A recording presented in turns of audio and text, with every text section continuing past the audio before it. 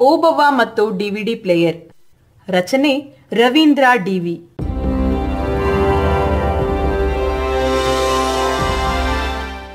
ಧ್ವನಿಧಾರೆ, ಧ್ವನಿಸುವ ಅಕ್ಷರಲೋಕ.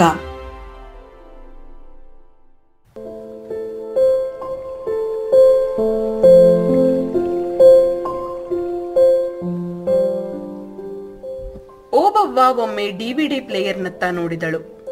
ಹೊರಕ್ಕೆ ತೆಗೆದುಕೊಂಡು ಹೋಗಿ ಬಿಸಾಡಿ ಬಿಡಬೇಕೆನ್ನುವಷ್ಟು ಕೋಪ ಬಂದಿತು ಆ ಡಿವಿಡಿ ಪ್ಲೇಯರ್ನ ಮೇಲೆ. ಆದರೆ ಅದನ್ನು ನೋಡುತ್ತಿದ್ದಂತೆ ಅದು ಹೇಗೋ ಕೋಪವೆಲ್ಲ ಭರ್ರನೆ ಒಂದೇ ಸಲಕ್ಕೆ ಇಳಿದು ಹೋಗಿ ಅದರ ಮೇಲೆ ಒಂದು ರೀತಿಯ ಪ್ರೀತಿ ಉಕ್ಕಿ ಹರಿಯತೊಡಗಿತು. ಒಂದು ಕೈಯನ್ನು ಮಂಡಿಯ ಮೇಲೂರಿ ಇನ್ನೊಂದನ್ನು ನೆಲಕ್ಕೆ ಊರಿ, ಅಯ್ಯೋ ಶಿವನೇ, ಅದೇಕಪ್ಪ ವಯಸ್ಸಾದ್ಮೇಲೂ ನಮ್ಮಂತವ್ರನ್ನ ಇಟ್ಕೊಂಡಿಯೇ, ಸುಮ್ಕೆ ಕರ್ಕೊಂಡ್ ಬಿಡೋದಲ್ವಾ ಎಂಬೊಂದು ರಿಪೀಟೆಡ್ ಡೈಲಾಗ್ ಉದುರಿಸಿ ನಿಧಾನಕ್ಕೆ ಎದ್ದು ಡಿವಿಡಿ ಪ್ಲೇಯರ್ನತ್ತ ನಡೆದಳು. ಮನೆಯಲ್ಲಿದ್ದ ಒಂದೇ ಒಂದು ಕುರ್ಚಿಯನ್ನು ಬಂದ ಕ್ಷಣದಿಂದಲೇ ತನ್ನದಾಗಿಸಿಕೊಂಡು ರಾಜ್ಯಭಾರ ಮಾಡುತ್ತಿದ್ದ ಡಿವಿಡಿ ಪ್ಲೇಯರ್ ಒಮ್ಮೆ ಓಬವ್ವನ ಕಡೆ ನೋಡಿತು. ಬೆಳ್ಳಿ ಬಣ್ಣದ ಡಿವಿಡಿ ಪ್ಲೇಯರ್ ಆ ಕ್ಷಣದಲ್ಲಿ ಚಿನ್ನ ಬೆಳ್ಳಿಗಿಂತ ಅಮೂಲ್ಯವಾದ ಆಭರಣದಂತೆ ಕಂಡಿತು. ಹತ್ತಿರಕ್ಕೆ ಬಂದ ಓಬವ್ವ ತನ್ನ ಸುಕ್ಕುಗಟ್ಟಿದ ಕೈಗಳಿಂದ ಅದನ್ನು ನೇವರಿಸತೊಡಗಿದಳು.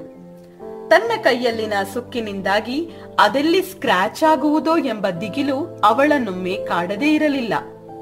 ಅದರ ಪಕ್ಕದಲ್ಲೇ ಇದ್ದ ರಿಮೋಟ್ ಕೂಡ ಇನ್ನೂ ಮುದ್ದು ಮುದ್ದಾಗಿ ಕಂಡು ಅದನ್ನೊಮ್ಮೆ ಕೈಗೆತ್ತಿಕೊಂಡ ಓಬವ್ವ ಅದರ ಬಟನ್ನುಗಳನ್ನು ಸೂಕ್ಷ್ಮವಾಗಿ ಒತ್ತಿ ಮತ್ತೆ ಅದರ ಜಾಗದಲ್ಲಿ ಜೋಪಾನವಾಗಿರಿಸಿ ಯಥಾಪ್ರಕಾರ ಮತ್ತೆ ತನ್ನ ಜಾಗಕ್ಕೆ ಹೋಗಿ ಕುಳಿತುಕೊಂಡಳು. ಈಗ ಧಾರಾವಾಹಿ ಶುರುವಾಗಿರ್ಬೇಕು, ಇವತ್ತೇನಾದದ್ದು? ತನ್ನ ಮನಸ್ಸಿನಲ್ಲೇ ಹೇಳಿಕೊಂಡು ಅದರ ಬಗ್ಗೆ ಯೋಚಿಸತೊಡಗಿದಳು. ತಾನು ಕೊನೆಯದಾಗಿ ಧಾರಾವಾಹಿ ನೋಡುವುದನ್ನು ನಿಲ್ಲಿಸಿದ್ದು ಯಾವಾಗ? ಹೋದ ಪೌರ್ಣಮಿಯ ದಿವಸವೇ ಕೊನೆ. ಆಮೇಲಿಂದ ರುಕ್ಮಿಣಮ್ಮನ ಮನೆ ಕಡೆ ಹೋಗಿರ್ಲೇ ಇಲ್ಲ. ಅಂದ್ರೆ ಸರಿಸುಮಾರು 15 ದಿನವೇ ಆಗೋಗಿದೆ. ಏನಾಗೋಗಿದ್ಯೋ, ಯಾರ ಪಾಡು ಏನಾಗಿದ್ಯೋ ಎಂದು ಧಾರಾವಾಹಿಯ ಪಾತ್ರಗಳನ್ನು ನೆನಪಿಸಿಕೊಂಡು ಅಲವತ್ತುಗೊಂಡಳು. ಓಬವ್ವನ ದಿನಚರಿಯೇ ಹಾಗಿತ್ತು. ಸಂಜೆ ಮನೆಗೆ ಬಂದವಳು ಕೈಕಾಲು ಮುಖ ತೊಳೆದು ದೇವರ ಫೋಟೋಗೆ ಕೈ ಮುಗಿದು ಸತ್ತ ಗಂಡನನ್ನು ನೆನಪಿಸಿಕೊಂಡು ಮಧ್ಯಾಹ್ನದ ಅರ್ಧ ಮುದ್ದೆ ಸಾರು ತಿಂದು ರುಕ್ಮಿಣಮ್ಮನ ಮನೆಗೆ ಹೊರಟು ಬಿಡುತ್ತಿದ್ದಳು ಟಿವಿ ನೋಡ್ಲಿಕ್ಕೆ. ಇವಳು ಹೋಗುವ ಸಮಯಕ್ಕೆ ಸರಿಯಾಗಿ ಶುರುವಾಗುವ ಧಾರಾವಾಹಿಗಳು ರುಕ್ಮಿಣಮ್ಮ ಮತ್ತು ಓಬವ್ವರನ್ನು ಆಕ್ರಮಿಸಿಕೊಂಡು ಬಿಡುತ್ತಿದ್ದವು. ನಾವು ನೀವು ಅದರ ಭಾಗ ಮಾತ್ರ. ತುಂಬಾ ಆಸಕ್ತಿಯಿಂದ ನೋಡುತ್ತಿರುವಾಗಲೇ ಒಕ್ಕರಿಸುವ ಜಾಹೀರಾತುಗಳನ್ನು, ವಾಷಿಂಗ್ ಪೌಡರ್ ನಿರ್ಮಾ, ಒಳ್ಳೆ ಟೈಮ್ಗೆ ಶನಿ ಕಣಂಗೆ ಒಕ್ಕರ್ಸ್ಕತವೆ ಧರಿದ್ರುದವು ಎಂದು ಬೈದು ಅವುಗಳ ಜೊತೆಗೆ ಧಾರಾವಾಹಿಯ ಪಾತ್ರಗಳ ಒಳ್ಳೆತನಕ್ಕೆ ಶಹಬಾಸ್ಗಿರಿ ಕೊಟ್ಟು ಕೆಟ್ಟತನಕ್ಕೆ ಅಲ್ಲೇ ಕ್ಯಾಕರಿಸಿ ಉಗಿದು, ಈ ಅಮ್ಮ ನನ್ ಕೈಗ್ ಸಿಗ್ಬೇಕು ಒಂದ್ಸಲ, ಚಮಡ ಸುಳ್ದು ಬಿಡ್ತೀನಿ, ಹೆಂಗ್ ಆಡ್ತಾಳೆ ನೋಡು ಮೀಟು ಕ್ಲಾಡಿ ಎಂದೆಲ್ಲ ಬೈದಾಡುತ್ತಿದ್ದಳು. ಅದರ ಜೊತೆ ಜೊತೆಗೆ ಊರಿನ ಆಗುಹೋಗುಗಳ ಬಗ್ಗೆ ಸಾಧ್ಯವಾದ ಚರ್ಚೆಯನ್ನು ಮಾಡಿ ಏನಾದರೊಂದು ಮುಖ್ಯವನಿಸುವ ವಿಷಯ ಹೇಳಲು, ಇರು ರುಕ್ಮಿಣಮ್ಮೋ, ಒಸಿ ಅಡ್ವರ್ಟೈಸ್ ಬಂದ್ಬಿಡ್ಲಿ ಹೇಳ್ತೀನಿ ಎಂದು ಜಾಹೀರಾತಿಗೆ ಕಾಯ್ದು ಇನ್ನೂ ಯಾಕೋ ಬರ್ತಿಲ್ಲವೆನಿಸಿ, ನೋಡು ಧರಿದ್ರುದವು ಬೇಕು ಅಂದಾಗೆ ಹೆಂಗ್ ಆಟ ಆಡಿಸ್ತವೆ ಎಂದು ಅದಕ್ಕೂ ಬೈಯುತ್ತಿದ್ದುದುಂಟು. ಈಗ 15 ದಿನದಿಂದ ಅದು ತಪ್ಪಿ ಹೋಗಿತ್ತು. ಎಲ್ಲ ಆದದ್ದು ಈ ಡಿವಿಡಿ ಪ್ಲೇಯರ್ನಿಂದ. ಓಬವ್ವನ ಗಂಡ ಸಿದ್ದಯ್ಯ ಸತ್ತು ಸರಿಸುಮಾರು 12 ವರ್ಷಗಳೇ ಕಳೆದು ಹೋಗಿತ್ತು. ಅವನ ಕೈಯಲ್ಲಿ ಯಾವಾಗಲೂ ಇರುತ್ತಿದ್ದ ಬೀಡಿ ತುಂಡಿನ ಜೊತೆಗೆ ಸಾರಾಯಿ ಪ್ಯಾಕೆಟ್ ಕೂಡ ರಾತ್ರಿ ಹೊತ್ತು ಸೇರಿಕೊಂಡು ಪಿತೂರಿ ನಡೆಸಿ ಕೆಮ್ಮಿಸಿ ಕೆಮ್ಮಿಸಿ ಇಡೀ ದೇಹವನ್ನೇ ತರ ತರ ನಡುಗಿಸಿ ಅದೊಂದು ದಿನ ಮಲಗಿದ್ದಲ್ಲಿಯೇ ಕೊಂದು ಬಿಟ್ಟಿದ್ದವು. ಇರುವ ಒಬ್ಬಳೇ ಮಗಳು ರೇಣುಕಾಳನ್ನು ದೂರದ ಬೆಂಗಳೂರಿಗೆ ಮದುವೆ ಮಾಡಿಕೊಟ್ಟಾಗಿತ್ತು. ಗಂಡ ಸತ್ತ ಮೇಲೆ ಮಗಳು ಬೆಂಗಳೂರಿಗೆ ಬಂದು ತನ್ನ ಜೊತೆ ಇದ್ದು ಬಿಡು ಎಂದು ಅಂಗಲಾಚಿದರೂ ಓಬವ್ವ ಅದಕ್ಕೆ ಸೊಪ್ಪು ಹಾಕಿರಲಿಲ್ಲ. ನನ್ ಗಂಡ ನಾನು ಬಾಳಿ ಬದುಕಿದು ಊರಿದು, ಅದ್ಬಿಟ್ಟು ಬೇರೆ ಕಡೆ ಬಂದು ಪರದೇಸಿ ಹಂಗೆ ಸಾಯ್ಲ ನಾನು. ಎಂದು ತಾನು ಊರಲ್ಲೇ ಇರುವುದಕ್ಕೆ ಕಾರಣವನ್ನು ಕೊಟ್ಟಿದ್ದಲ್ಲದೆ, ಬೆಂಗಳೂರು ಅಂದ್ರೆ ಊರ ಅಮ್ಮಿ ಅದು. ಥತ್, ಜನ ಬದುಕಕ್ಕಾಯ್ತದ? ಹತ್ತಿ ಹಣ್ಣಲ್ಲಿರೋ ಹುಳುಗಳಾದ್ರೂ ವಾಸಿ ಚಂದಾಗ್ ಬದುಕ್ತವೆ. ಇನ್ನಷ್ಟು ವರ್ಷ ನೋಡ್ಕೋ, ಬೆಂಗಳೂರು ಮುಳುಗೋಯ್ತದೆ ಎಂಬ ಅರ್ಥವಿಲ್ಲದ ತರ್ಕಕ್ಕೆ ನಿಲುಕದ ನುಡಿಮುತ್ತು ಉದುರಿಸಿ ಬೆಂಗಳೂರಿಗರನ್ನು ನರಕವಾಸಿಗಳೆಂಬಂತೆ ಚಿತ್ರಿಸಿದ್ದಳು. ಊರಲ್ಲಿದ್ದ 2 ಗುಂಟೆ ಜಮೀನನ್ನು ಕರಿಬಸಪ್ಪನಿಗೆ ವಾರಕ್ಕೆ ಕೊಟ್ಟಿದ್ದಳು. ಅವನು ಅದರಲ್ಲಿ ಉತ್ತಿ ಬೆಳೆದು ವರ್ಷಕ್ಕಿಷ್ಟು ಅಂತ ಕೊಡಬೇಕಿದ್ದರೂ ಅವನು ವರ್ಷಕ್ಕೆ ಕೊಡುತ್ತಿರಲಿಲ್ಲ. ಎಲ್ಲಾನು ಮನೇಲಿಟ್ಕೊಂಡು ಏನ್ ಮಾಡ್ಯಾ? ಹುಡುಗರು ಊರ್ಲಿ ಪೋಲಿ ಬಿದ್ದೋಗವೆ. ಇಸ್ಪೇಟು ಆಡೋಕು, ಕಾಸಿನ ಆಟ ಆಡೋಕು ಕಾಸಿಲ್ಲ ಅಂದ್ರೆ ಮನೆಗೆ ನುಗ್ಗಲ್ಲ ಅಂತ ಏನ್ ಗ್ಯಾರಂಟಿ? ಅದಕ್ಕೆ ಬೇಕಾದಾಗ ಬಂದು ಈಸ್ಕೊಂಡು ಹೋಗುವೆ ಅಂತೆ ಎಂದಿದ್ದನು ಮತ್ತು ನಿಯತ್ತಿನಿಂದ ಹಾಗೆ ನಡೆದುಕೊಳ್ಳುತ್ತಿದ್ದನು. ಬಸಣ್ಣ, ರಾಗಿ ಮುಗ್ದೋಗದೇಕಯ್ಯೋ ಎಂದು ಕೇಳಿದರೆ, ಮನೆ ತವಕ ಬಹು ಆಮ್ಯಾಕೆ ರಾಗಿ ಇಸ್ಕೊಂಡೋಗಿ ಮುದುಕಿ ನೀನು ಮಿಲ್ಗೂ ಮನ್ಗೂ ಓಡಾಡಿಯಾ? ಎಷ್ಟ್ ಬೇಕೋ ಅಷ್ಟು ರಾಗಿ ಹಿಟ್ನೆ ಇಸ್ಕೊಂಡೋಗು ಎನ್ನುತ್ತಿದ್ದನು. ಖರ್ಚಿಗೇನಾರ ಬೇಕೇನಮ್ಮ ಎಂದೂ ಕೇಳುತ್ತಿದ್ದನು. ಮಗಳು ವರ್ಷಕ್ಕೊಮ್ಮೆ ಮನೆಗೆ ಬಂದಾಗ, ಅಮ್ಮೋ ನಿನ್ ಮಗಳೇನಾರ ರಾಗಿ ಜೋಳ ಮನೆಗೆ ತಗೊಂಡೋದಾಳ ಕೇಳು. ಬೆಂಗಳೂರಂದ್ರೆ ಎಲ್ಲಕ್ಕೂ ಖರ್ಚು ಎಂದು ತಾನೇ ವಿಚಾರಿಸುತ್ತಿದ್ದನಲ್ಲದೆ 1-2 ಕೊಳಗ ರಾಗಿಯನ್ನು ಜೋಳವನ್ನು ಕೊಟ್ಟು ಕಳುಹಿಸುತ್ತಿದ್ದನು. ಅದ್ಕೆ ಕಣಪ್ಪ, ದೇವ್ರ ನಿನ್ನ ಬಂಗಾರದಂಗ್ ಇಟ್ಟಿರೋದು. ನೀ 100 ಕಾಲ ಬಾಳಪ್ಪ ಎಂದು ಮನಸಾರೆ ಹರಸುತ್ತಿದ್ದಳು.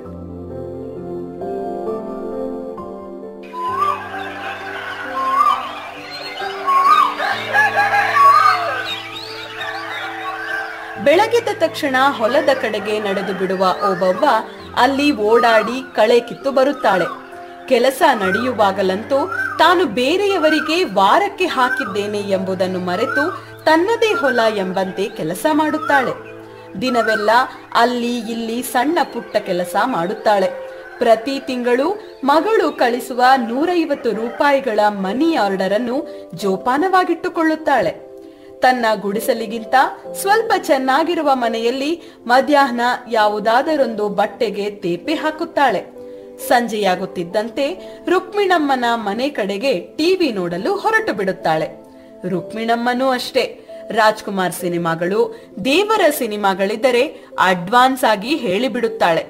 ಸಂಜೆ 7 ಗಂಟೆಯಿಂದ ಓಬವ್ವನಿಗೆ ಬೇರೆಯದೇ ಪ್ರಪಂಚ ತೆರೆದುಕೊಳ್ಳುತ್ತದೆ. ಅದು ನೆನಪಿನಾಳದಲ್ಲಿ ನಶಿಸಿ ಹೋಗುತ್ತಿರುವ ತನ್ನಪ್ಪ ಅಮ್ಮರ ನೆನಪು. ತನ್ನೂರು ಬಾಲ್ಯಗಳನ್ನೂ ನೆನಪಿಸುತ್ತದೆ. ಒಮ್ಮೊಮ್ಮೆ ಎಲ್ಲಾ ಕಳೆದೇ ಹೋಯಿತೆ ಅಂತಲೂ ಅನಿಸಲಿಕ್ಕೆ ಶುರುವಾದರೂ ಮಗಳ ನೆನಪು, ಮೊಮ್ಮಕ್ಕಳ ನೆನಪು ಅವಳನ್ನು ಆ ವಿಷಾದದ ಭಾವದಿಂದ ಹೊರತರುತ್ತದೆ. ಹೀಗೆ ತಿಂಗಳ ಹಿಂದೆ ಮಗಳು ರೇಣುಕಾ ಊರಿಗೆ ಬಂದವಳು, ಸುಮ್ಕೆ ನನ್ ಜೊತೆ 15 ದಿನ ಇದ್ದೋಗವಂತೆ ಬಾಮ್ಮ ಎಂದು ಬಲವಂತ ಮಾಡಿ ಬೆಂಗಳೂರಿಗೆ ಕರೆದುಕೊಂಡು ಹೋಗಿದ್ದಳು. ಒಂದು ಸಾರಿ ನೋಡಿಯೇ ಬಿಡೋಣ ಎಂದು ಮನಸ್ಸಿನಲ್ಲೇ ನಿರ್ಧಾರ ಮಾಡಿದ್ದ ಓಬವ್ವನು ಮಗಳ ಜೊತೆ ಬೆಂಗಳೂರಿನ ಬಸ್ ಹತ್ತಿ ಬಿಟ್ಟಿದ್ದಳು.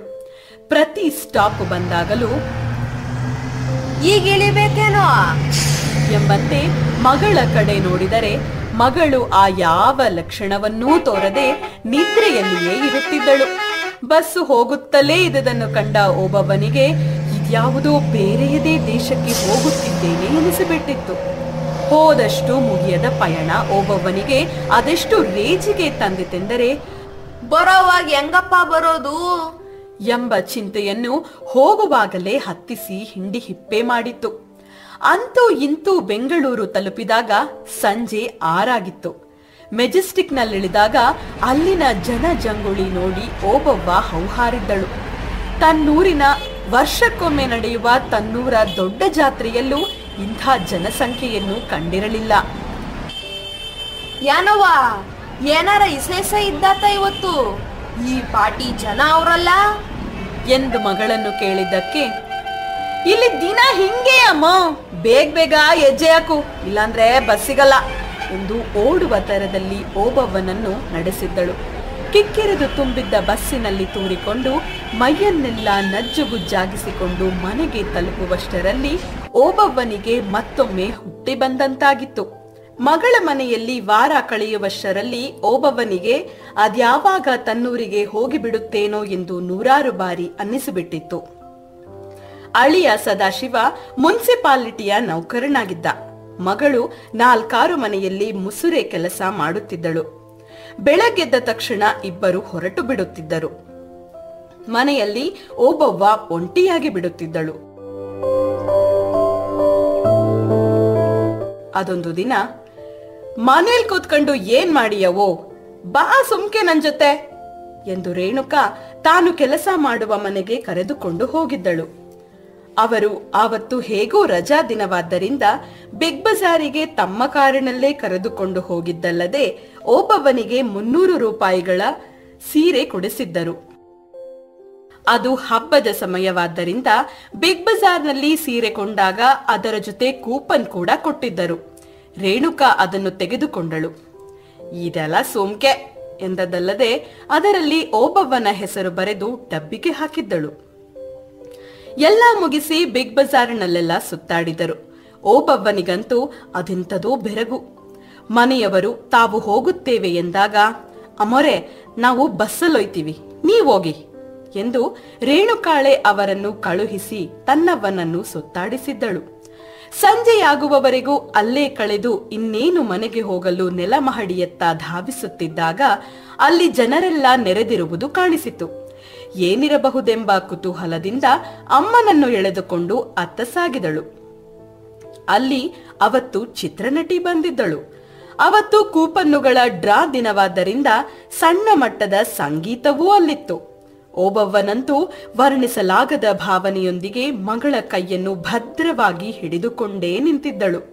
ಸುತ್ತಮುತ್ತಲ ಜನಜಂಗುಳಿ, ಅವರ ಸಂಭ್ರಮಗಳು ಮುಂತಾದವುಗಳನ್ನು ಎವೆಯಿಕ್ಕದೆ ನೋಡುತ್ತಿರುವ ಅಮ್ಮನನ್ನು ಕಂಡು ರೇಣುಕಳಿಗೆ ಕೂಡ ಎಂಥದೋ ಖುಷಿಯಾಗಿತ್ತು. ಅದೇ ಖುಷಿಯಲ್ಲಿದ್ದವಳಿಗೆ ಯಾರೋ ಓಬವ್ವ ಎಂದು ಕೂಗಿದ ಹಾಗೆ ಭಾಸವಾಗಿತ್ತು. ಹೌದು, ಕರೆಯುತ್ತಿದ್ದರು. ಅದು ಮೈಕಿನಲ್ಲಿ. ರೇಣುಕಾಳಿಗೆ ಮೊದಲಿಗೆ ಗಾಬರಿಯಾಗಿತ್ತು. ಆದರೆ ವಿಷಯ ತಿಳಿದ ಮೇಲೆ ಖುಷಿಯಾಗಿತ್ತು. ಓಬವ್ವನ ಹೆಸರಿನಲ್ಲಿ ಹಾಕಿದ್ದ ಲಕ್ಕಿ ಡ್ರಾ ಕೂಪನ್ನಿಗೆ 4ನೇ ಬಹುಮಾನ ಬಂದಿತ್ತು. ಇಲ್ಲಿದ್ದರೆ ಈಗಲೇ ಬಂದು ತೆಗೆದುಕೊಂಡು ಹೋಗಬಹುದು, ಇಲ್ಲವಾದಲ್ಲಿ ನಾವು ಕರೆ ಮಾಡಿ ತಿಳಿಸುತ್ತೇವೆ ಎಂದು ಮೈಕಿನಲ್ಲಿ ಅನೌನ್ಸ್ ಮಾಡುತ್ತಿದ್ದರು. ರೇಣುಕಾ ಖುಷಿಯಿಂದ ಹೋದಾಗ ಅವರು ಓಬವ್ವಳೇ ಬರಬೇಕೆಂದು, ಜೊತೆಗೆ ಏನಾದರೂ ಗುರುತಿನ ಚೀಟಿ ತರಬೇಕೆಂದು ಹೇಳಿ ಇಕ್ಕಟ್ಟಿಗೆ ಸಿಲುಕಿಸಿದ್ದರು. ಅದರಲ್ಲೂ ಓಬವ್ವನನ್ನು ಸ್ಟೇಜಿನ ಮೇಲಕ್ಕೆ ಕರೆದುಕೊಂಡು ಹೋಗುವಷ್ಟರಲ್ಲಿ ರೇಣುಕಾಳಿಗೆ ಸಾಕು ಸಾಕಾಗಿತ್ತು. ಕೊನೆಗೆ ಜೋರಾಗಿ ಗದರಿದ ಮೇಲೆಯೇ ಓಬವ್ವ ಸ್ಟೇಜು ಹತ್ತಿದ್ದು. ಆಗ ತಾನೇ ಕೊಂಡಿದ್ದ ಸೀರೆ, ಕೂಪನ್ನಿನ ಅರ್ಧ ಭಾಗವನ್ನೆಲ್ಲ ತೋರಿಸಿದ ಮೇಲೆ ಆಯೋಜಕರು ಗಿಫ್ಟ್ ಬಾಕ್ಸ್ ಕೊಟ್ಟು ಕಳುಹಿಸಿದ್ದರು. ಮನೆಗೆ ಬಂದವರೇ ಆ ಡಬ್ಬದಲ್ಲಿ ಏನಿರಬಹುದೆಂದು ಕುತೂಹಲದಿಂದ ತೆಗೆದು ನೋಡಿದರೆ ಅದೊಂದು ಡಿವಿಡಿ ಪ್ಲೇಯರ್ ಆಗಿತ್ತು. ಈಗಾಗಲೇ ರೇಣುಕಾಳ ಮನೆಯಲ್ಲಿ ಒಂದು ಡಿವಿಡಿ ಪ್ಲೇಯರ್ ಇತ್ತಾದ್ದರಿಂದ ಈ ಡಿವಿಡಿ ಪ್ಲೇಯರ್ ಅನ್ನು ಮಾರಿ ಬಿಡೋಣ ಎನ್ನಿಸಿದರೂ ಓಬವ್ವನ ಜೀವಮಾನದಲ್ಲಿ ಬಂದ ಮೊಟ್ಟ ಮೊದಲ, ಬಹುಶಃ ಕಟ್ಟ ಕಡೆಯ ಕೊಡುಗೆ ಅದಾದ್ದರಿಂದ ಅದನ್ನು ಮಾರಲು ಮನಸ್ಸು ಒಪ್ಪಿರಲಿಲ್ಲ.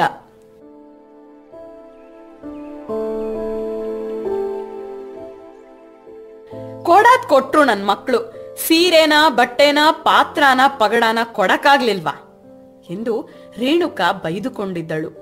ಓಬವ್ವನಿಗೂ ಇದ್ದಕ್ಕಿದ್ದಂತೆ ದಕ್ಕಿದ ಅನಿರೀಕ್ಷಿತ ಡಿವಿಡಿ ಪ್ಲೇಯರ್ ಒಂದು ವರದಂತೆಯೇ ಕಂಡಿತು.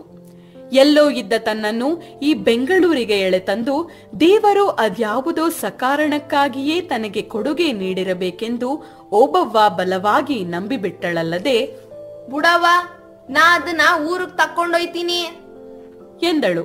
ಅದಕ್ಕೆ ವಿಚಿತ್ರವಾಗಿ ಅವ್ವನನ್ನೇ ನೋಡಿದ ರೇಣುಕಾ, ಅಮ್ಮ ಅದನ್ನೇನಂತ ತಿಳ್ಕೊಂಡಿದೆ? ಡಿವಿಡಿ ಪ್ಲೇಯರು, ಸಿಡಿ ಕ್ಯಾಸೆಟ್ ತಕೊಂಡ್ಬಂದು ಸಿನಿಮಾ ನೋಡೋದು. ಬರೀ ಅದನ್ನ ತಕೊಂಡೋಗಿ ಏನ್ ಮಾಡಿಯಾ? ಟಿವಿನೂ ಬೇಕು ಅದ್ರ ಜೊತೆಗೆ. ಮುಂಡೆ ಮಕ್ಕಳು ಬರೀ ಡಿವಿಡಿ ಪ್ಲೇಯರ್ ಕೊಟ್ಟವ್ರಲ್ಲ, ಟಿವಿನೇನು ಅವ್ರ ಅಪ್ಪಂದ್ರು ಕೊಟ್ಟಾರಾ ಎಂದು ಆಯೋಜಕರನ್ನು ಬೈದಿದ್ದಳು. ನಂಗ ಅಷ್ಟು ಗೊತ್ತಿಲ್ವೇನಮ್ಮಿ, ನಿಮ್ಮನೇಲೆ ಇಲ್ವಾ? ನಾ ಏನು ಪೆದ್ದಿ ಅನ್ಕೊಂಡ್ಯಾ? ಗೊತ್ತು ಕಣಮ್ಮಿ, ಅಲ್ಲಿ ಹೆಂಗಿರು ರುಕ್ಮಿಣಮ್ಮನ್ ಮನೇಲಿ ಇದಿಲ್ಲ. ಒಂದ್ ತಕೋಬೇಕು ಅಂತಿದ್ಲು. ಅವ್ರಿಗ್ ಕೊಟ್ರಾಯ್ತು.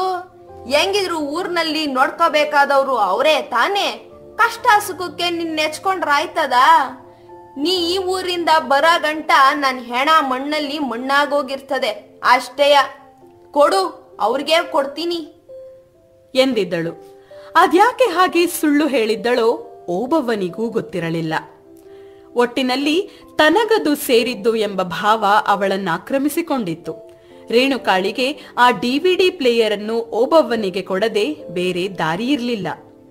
ಡಿವಿಡಿ ಪ್ಲೇಯರ್ನೊಂದಿಗೆ ತನ್ನೂರಿಗೆ ಬಂದ ಓಬವ್ವನಿಗೆ ರಾಜ್ಯವನ್ನು ಗೆದ್ದು ತನ್ನ ಜೊತೆ ತೆಗೆದುಕೊಂಡು ಬಂದಷ್ಟೇ ಸಂತೋಷವಾಗಿತ್ತು. ಬಂದ ತಕ್ಷಣವೇ ಅದನ್ನು ಜೋಪಾನದಿಂದ ಹೊರತೆಗೆದು ತನ್ನ ಗುಡಿಸಲು ಬಾಗಿಲು ಮುಚ್ಚಿ ತಿರುಗಿಸಿ ಮುರುಗಿಸಿ ನೋಡಿದಳು. ನಂತರ ಮನೆಯಲ್ಲಿದ್ದ ಒಂದೇ ಒಂದು ಕುರ್ಚಿಯನ್ನು ಪ್ರಯಾಸದಿಂದ ಹೊತ್ತು ತಂದು ಮೂಲೆಯಲ್ಲಿಟ್ಟು ಅದನ್ನು ಚೆನ್ನಾಗಿ ತಿಕ್ಕಿ ತಿಕ್ಕಿ ಒರೆಸಿದಳು. ಆಮೇಲೆ ಅದರ ಮೇಲೆ ತನ್ನ ಸೀರೆಯನ್ನು ಮಡಚಿಟ್ಟಳು. ಆ ನಂತರ ಡಿವಿಡಿ ಪ್ಲೇಯರ್ ಮತ್ತು ಅದರ ರಿಮೋಟ್ ಅನ್ನು ಪ್ರತಿಷ್ಠಾಪಿಸಿದಳು. ಆ ಕುರ್ಚಿಯ ಮುಂದೆ ಕುಳಿತು ಸುಮಾರು ಹೊತ್ತು ಅದರೆಡೆಗೆ ದೃಷ್ಟಿ ನೆಟ್ಟುಕೊಂಡು ನೋಡುತ್ತಿದ್ದಳು. ಅವತ್ತು ರುಕ್ಮಿಣಮ್ಮನ ಮನೆಗೂ ಹೋಗಲಿಲ್ಲ.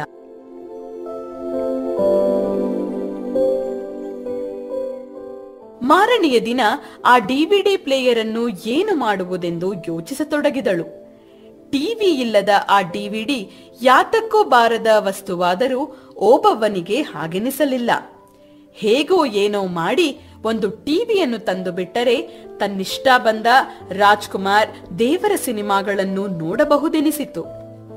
ಅದಕ್ಕಾಗಿಯೇ ಇರಬೇಕು, ದೇವರು ತನಗಿದನ್ನು ಕರುಣಿಸಿರಬೇಕು ಎಂದು ಬಲವಾಗಿ ಓಬವ್ವನಿಗೆ ಅನಿಸತೊಡಗಿತು. ಊರಿಗೆ ಬಂದು 2 ದಿನವಾದರೂ ಓಬವ್ವ ಮನೆ ಬಿಟ್ಟು ಹೊರಬರಲಿಲ್ಲ. ಯಾರಾದರೂ ಡಿವಿಡಿ ಪ್ಲೇಯರ್ ಕದ್ದು ಬಿಟ್ರೆ ಎಂಬ ಭಯ ಅವಳನ್ನು ಕಾಡತೊಡಗಿತ್ತು. ಹಾಗೆಯೇ ಮಗಳು ಕೊಟ್ಟಿದ್ದ ರಾಜ್ಕುಮಾರ್ ಚಿತ್ರಗಳ ಸಿಡಿಗಳನ್ನು ಪ್ಲೇಯರಿನ ಮೇಲೆಯೇ ಇಟ್ಟಿದ್ದಳು. ತಾನು ಟಿವಿ ತಂದರೆ ಇದನ್ನೆಲ್ಲ ಹೇಗೆ ಫಿಕ್ಸ್ ಮಾಡುವುದು ಎಂಬ ಯೋಚನೆ ಬಂದರೂ ಮೇಲಿನ ಮನೆ ವೀರಭದ್ರನನ್ನು ಕರೆಸಿ ಎಲ್ಲಾ ರೆಡಿ ಮಾಡಿಸಿ ಬರೀ ಸ್ವಿಚ್ ಹಾಕುವ ಹಾಗೆ ಮಾಡಿಕೊಂಡರಾಯಿತು ಎಂದು ತನ್ನನ್ನೇ ಸಮಾಧಾನ ಮಾಡಿಕೊಂಡಿದ್ದಳು. 3ನೆಯ ದಿನ ಮನೆಯಿಂದ ಹೊರಗೆ ಹೊರಟ ಓಬವ್ವ ಬಾಗಿಲನ್ನು 2 ಬಾರಿ ಎಳೆದೆಳೆದು ಭದ್ರವಾಗಿದೆ ಎಂಬುದನ್ನು ಖಾತ್ರಿ ಮಾಡಿಕೊಂಡಿದ್ದಳು. ಅದಕ್ಕೂ ಮುನ್ನ ಡಿವಿಡಿ ಪ್ಲೇಯರ್ನ ಮೇಲೆ ಒಂದು ಬಟ್ಟೆ ಹೊದಿಸಿ ಅದರ ಮೇಲೆ ಒಂಚೂರು ಅರಿಶಿನ ಕುಂಕುಮ ಸಿಂಪಡಿಸಿದ್ದಳು. ಯಾರಾದರೂ ಬಂದರೆ ಏನೋ ದೇವರದ್ದು ಎಂದುಕೊಂಡು ಮುಟ್ಟದೇ ಇರಲಿ ಎಂದು ಹಾಗೆ ಮಾಡಿದ್ದಳು. ಆದರೆ ರುಕ್ಮಿಣಮ್ಮನ ಮನೆಗೆ ಕಾಲಿಡುತ್ತಿದ್ದಂತೆಯೇ ರುಕ್ಮಿಣಮ್ಮ, ಓಬವ್ವ, ಅದೇನ ಡಿವಿಡಿ ಪ್ಲೇಯರ್ ತಕೊಂಬಂದಿದ್ದೀಯಂತಲ್ಲ? ನಿನ್ ಮಗಳು ಫೋನ್ ಮಾಡಿದ್ಲು, ಎಲ್ಲಿ ತಕೊಂಡೇ ಬರ್ನಿಲ್ಲ ಎಂದು ಬಿಟ್ಟಿದ್ದು ಓಬವ್ವನಿಗೆ ಮಗಳ ಮೇಲೆ ಅಸಾಧ್ಯವಾದ ಕೋಪ ಬರಿಸಿಬಿಟ್ಟಿತ್ತು. ತಕೊಂಬರವು ಅನ್ಕೊಂಡಿದ್ದಿ, ಮರ್ತೋದಿ. ನಾಳೆ ತಕೊಂಬತ್ತೀನಿ. ಹೇಗೂ ಸಾವರಿಸಿಕೊಂಡು ಉತ್ತರ ಕೊಟ್ಟಳು. ಮರಿ ಬ್ಯಾಡ್ಕನವೋ, ನಾನು ಅದ್ಕಿಯ ನನ್ ಮಗನ್ ಕೈಲಿ 1-2 ದೇವರ್ ಪಿಕ್ಚರ್ದು ಕ್ಯಾಸೆಟ್ ತರ್ಸಿವ್ನಿ, ಇಬ್ರು ಕುಂತ್ಕೊಂಡು ನೋಡೋಣ ಎಂದಾಗ ಓಬವ್ವನಿಗೆ ಹೇಗೇಗೋ ಆಯಿತು. ಅವತ್ತು ಇಡೀ ದಿನ ಯಾವ ಧಾರಾವಾಹಿಯ ಕಥೆಯೂ ಓಬವ್ವನಿಗೆ ತಟ್ಟಲಿಲ್ಲ. ಅವತ್ತೇ ಕೊನೆ. ಆಮೇಲಿನಿಂದ ರುಕ್ಮಿಣಮ್ಮನ ಮನೆ ಕಡೆಗೆ ತಲೆ ಹಾಕಿರಲಿಲ್ಲ. ಎಲ್ಲಾದರೂ ದಾರಿಯಲ್ಲಿ ಸಿಕ್ಕಿಬಿಟ್ಟಾಳು ಎಂದು ನೋಡಿಕೊಂಡೇ ಓಡಾಡುತ್ತಿದ್ದಳು. ಆದರೂ ಅದ್ಯಾವ ಮಾಯದಲ್ಲೋ ದಾರಿಯಲ್ಲಿ ಅದೊಂದು ದಿನ ರುಕ್ಮಿಣಮ್ಮನೇ ಎದುರಾಗಿ ಬಿಟ್ಟಿದ್ದಳು. ಆಗ ಓಬವ್ವ 2-3 ಬಾರಿ ಕೆಮ್ಮಿ, ಯಾನ ಗೊತ್ತಿಲ್ಲ ಕಣವ್ವ, ಸ್ಯಾನೆ ಕೆಮ್ಮು, ಅದಕ್ಕೆ ಬಂದಿರ್ಲಿಲ್ಲ. ನಾಳೆಯಿಂದ ಬತ್ತೀನಿ. ವಯಸ್ಸಾದ್ಮೇಲೆ ನಿಂಗೆ ಗೊತ್ತಲ್ಲವ್ವ ಎಂದು ಅವಳೆದುರು ಜೋರಾಗಿ ಕೆಮ್ಮಿ ಕೆಮ್ಮಿ ಅಲ್ಲಿಂದ ತಪ್ಪಿಸಿಕೊಂಡಿದ್ದಳು.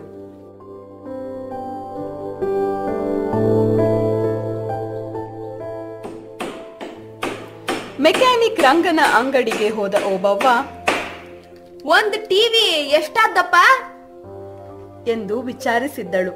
ರಂಗ ಯಾವುದೋ ಟಿವಿಯ ಹಿಂಭಾಗಕ್ಕೆ ತಲೆ ತುರುಕಿಕೊಂಡಿದ್ದವನು ತಲೆ ಹೊರಗೆ ಹಾಕಿ ಓಬವ್ವನನ್ನು 1-2 ಕ್ಷಣ ದಿಟ್ಟಿಸಿ, ಟಿವಿನ ಯಾರ್ಗೆ ಎಂದು ಕೇಳಿದ್ದನು. ಯೋ, ಯಾರ್ಗಾದ್ರೆ ನಿಂಗೇನಪ್ಪ, ಎಷ್ಟಾದುದು ಅಂತ ಹೇಳು. ನಂಗೆ ಕಣಪ್ಪ, ಬರೋ ವರ್ಷದಿಂದ ನನ್ನ ಅಳಿಯ ಮಕ್ಳು ಇಲ್ಗೆ ಬಂದ್ಬಿಡ್ತಾರಂತೆ, ಅದ್ಕೆ ಕಣ್ ಹೇಳಪ್ಪ ಎಂದಿದ್ದಳು ಕೋಪವನ್ನು ತಡೆದುಕೊಂಡು. ಹೊಸದ ಹಳೇದ? ರಂಗ ಮತ್ತೆ ಟಿವಿಯೊಳಕ್ಕೆ ತಲೆ ತುರುಕಿಸಿಕೊಳ್ಳುತ್ತಾ ಕೇಳಿದನು. ಹಳೇದಾದ್ರೆ ಸಾಕು ಕಣಪ್ಪ, ಚಂದಾಗ್ ಬಂದ್ರೆ ಸಾಕು. ಹಂಗಾರೆ 2000 ತಕಂಬ, ಸೂಪರ್ ಆಗಿರೋ ಟಿವಿ ಕೊಡ್ತೀನಿ. ಥೇಟ್ ಹೊಸದ್ರಂಗೆ ಅದೇ. ಟಿವಿಯೊಳಗಿಂದಲೇ ರಂಗ ಮಾತಾಡುತ್ತಿದ್ದದ್ದು ಓಬವ್ವನಿಗೆ ಟಿವಿಯೇ ಮಾತಾಡುತ್ತಿದೆ ಎನಿಸಿತ್ತು. ಒಸಿ ಕಮ್ಮಿ ಮಾಡ್ಕಪ್ಪ ಅಂದಿದ್ದಕ್ಕೆ, ಮೌ ಇದೇನು ಕಳ್ಳೆಪುರಿ ವ್ಯಾಪಾರ ಅನ್ಕಂಡ್ಯಾ?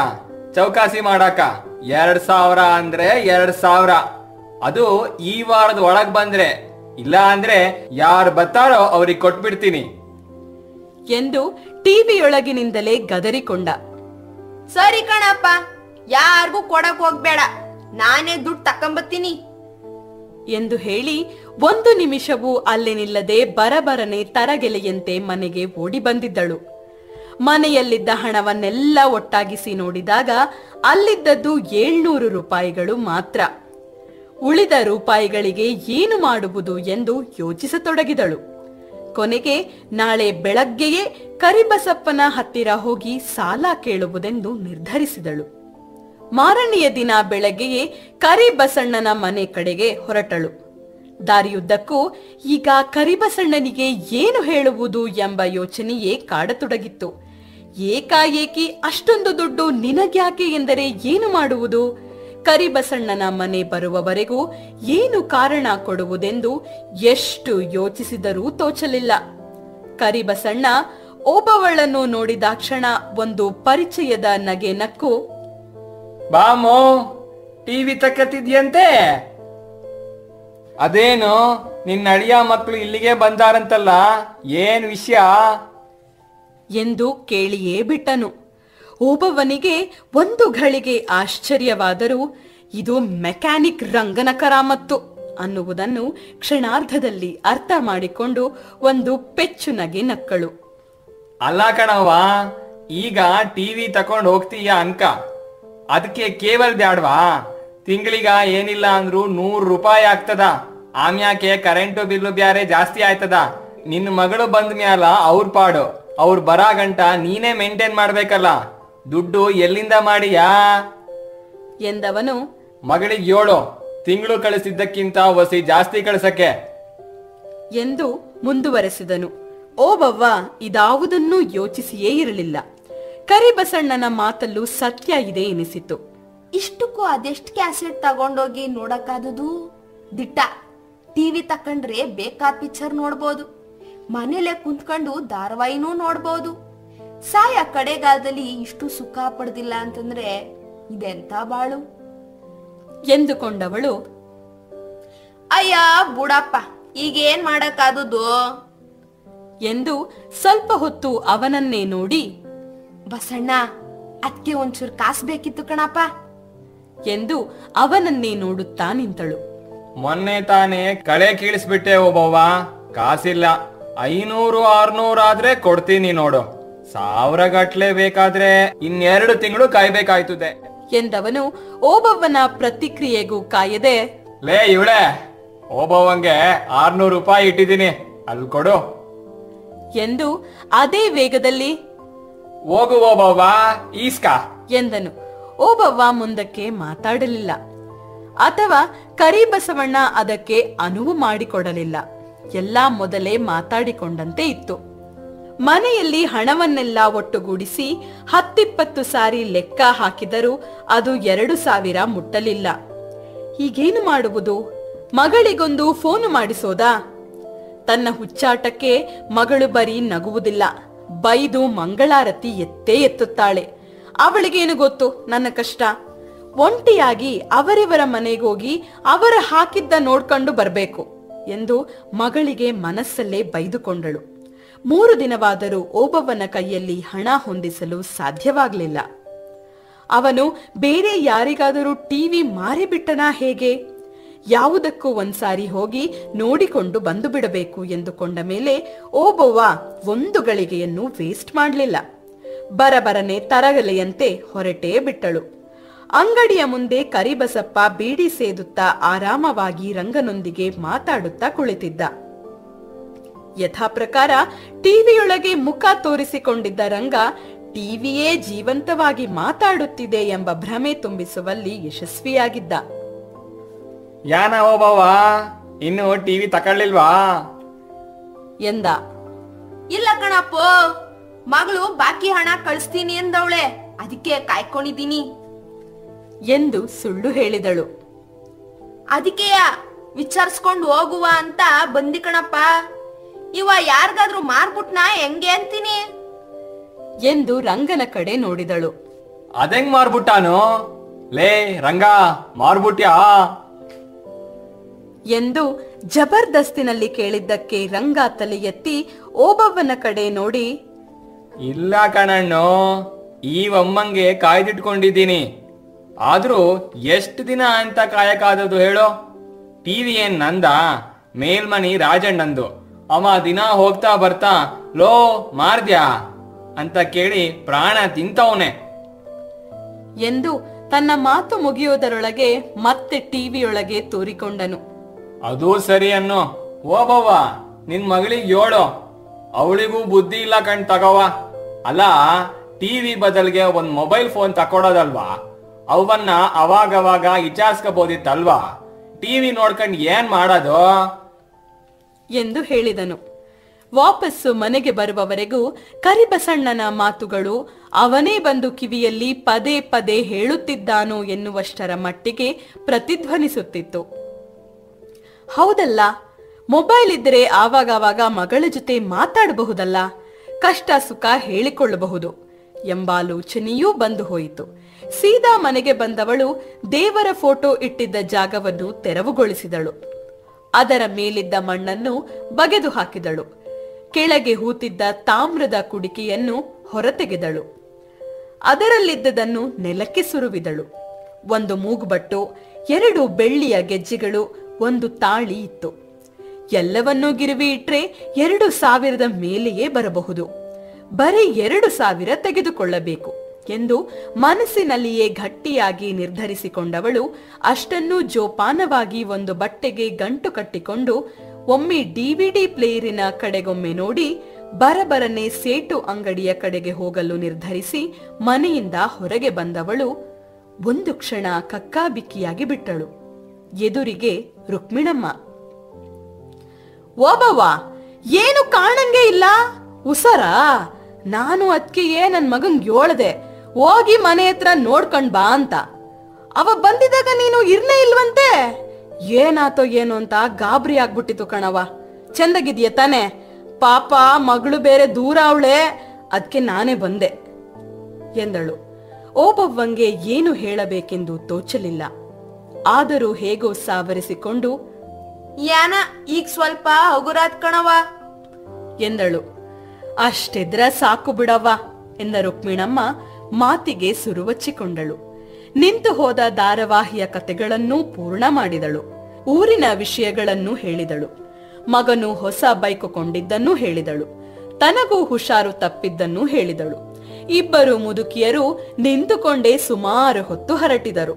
ಆಮೇಲೆ, ಹೆಂಗೋ ಸಂಜಿಗೆ ಬತ್ತಿಯಲ್ಲವಾ ಬಾ, ಇವತ್ತು ರಾಜ್ಕುಮಾರ್ದು ಬಬ್ರುವಾನ ಪಿಕ್ಚರ್ ಅದೇ, ನಿನ್ನೂ ನೋಡ್ದಂಗಾಯ್ತದೆ, ಹಂಗೆ ಅದ್ನು ಹೇಳ್ದಂಗಾಯ್ತದೆ ಅಂತ ಬಂದಿ. ನಾನ್ ಬತ್ತೀನಿ ಎಂದು ಹೇಳಿದ ರುಕ್ಮಿಣಮ್ಮ ತನ್ನ ಮನೆ ಕಡೆ ಮುಖ ಮಾಡಿದಳು.